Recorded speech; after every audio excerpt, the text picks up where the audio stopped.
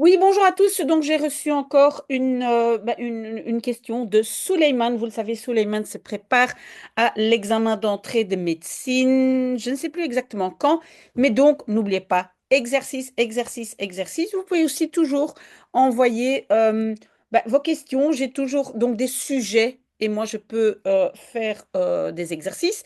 Maintenant, ce qu'il faut quand même mentionner avant de commencer, parce que j'ai déjà donc mis l'exercice ici à l'écran, ce qu'il faut mentionner, c'est que je pense, et Suleiman, il m'en a parlé dans un mail, donc en fait, il est très fort en maths, mais il ne comprend pas toujours l'explication en français. Et je sais que Suleiman n'est pas le seul. Ce langage, on va dire mathématique, en français n'est pas facile. Et donc, c'est pour ça que moi aussi, dans mes explications, j'essaye de simplifier un peu le langage. Donc, pour les vrais mathématiciens francophones, si pour vous, ce n'est pas le langage exact que vous avez l'habitude d'entendre à l'école, voilà, abstenez-vous, mais c'est vraiment pour que tout le monde comprenne de quoi on parle. Et c'est vraiment pour comprendre donc la façon mathématique de résoudre l'exercice. Alors, qu'est-ce qu'il m'a demandé, Suleiman? C'est donc, on a une parabole et on demande où est-ce que cette parabole pardon, se trouve par rapport à l'axe Y. Et donc ici, vous voyez là, j'ai noté l'équation. Attention maintenant, ne vous laissez pas perturber par le fait que X, Y, ce sont des inconnus, mais que ce soit X ou Y, c'est simplement, je veux dire, ça n'a pas d'importance. Vous pouvez appeler X Y et Y X. Ce sont simplement deux inconnus et on a donné un nom.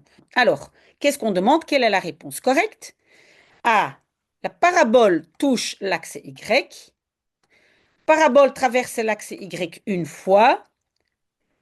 Parabole traverse l'axe Y une fois au-dessus, une fois en dessous de l'axe X.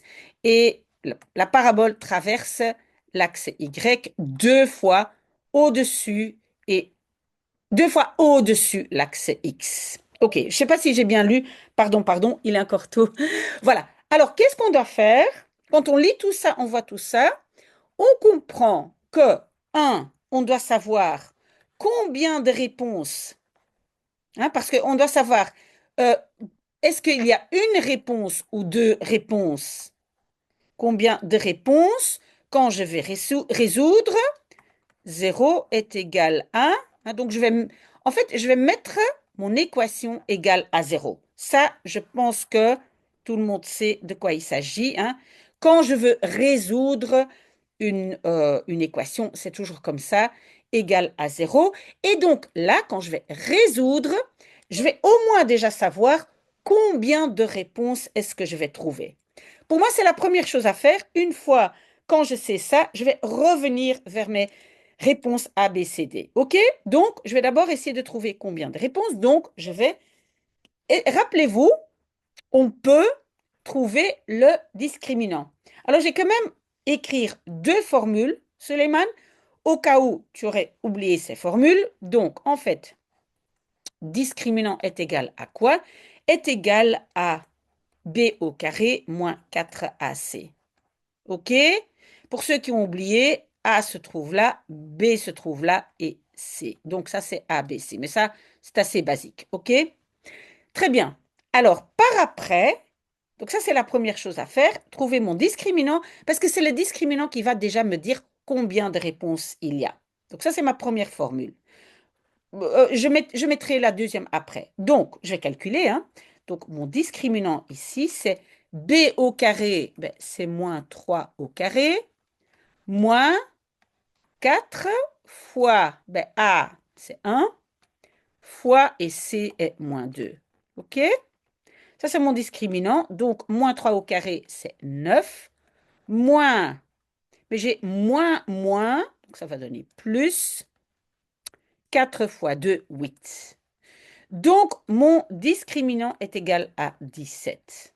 OK? Le discriminant est positif. Ça veut dire que, quelque part, je sais que je vais trouver deux réponses à mon équation. Vous en... Pardon, pardon, Suleiman. Est-ce que vous vous rappelez Donc, si je n'avais pas de réponse, en fait, mon parabole, on va dire, hein, il flotte, hein, il flotte.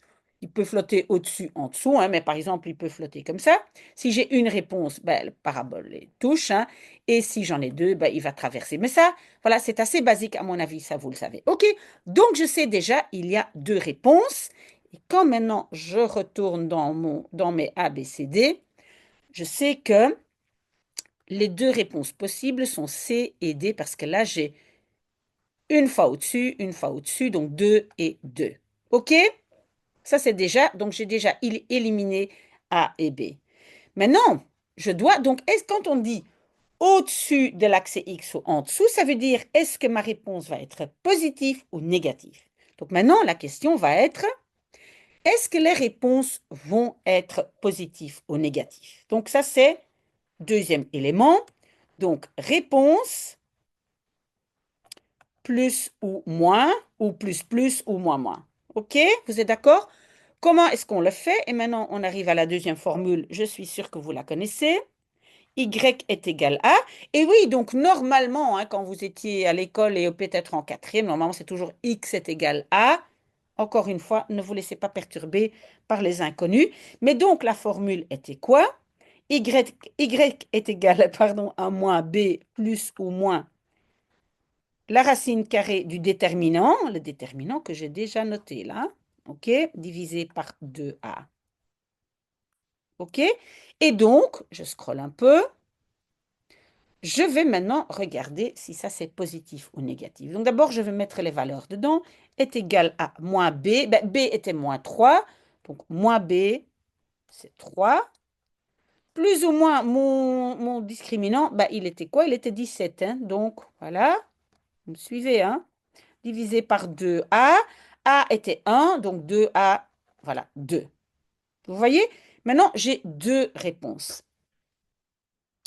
Une réponse va être, je vais prendre ici le plus. OK? 3, pardon, plus racine carrée de 17 divisé par 2. Voilà.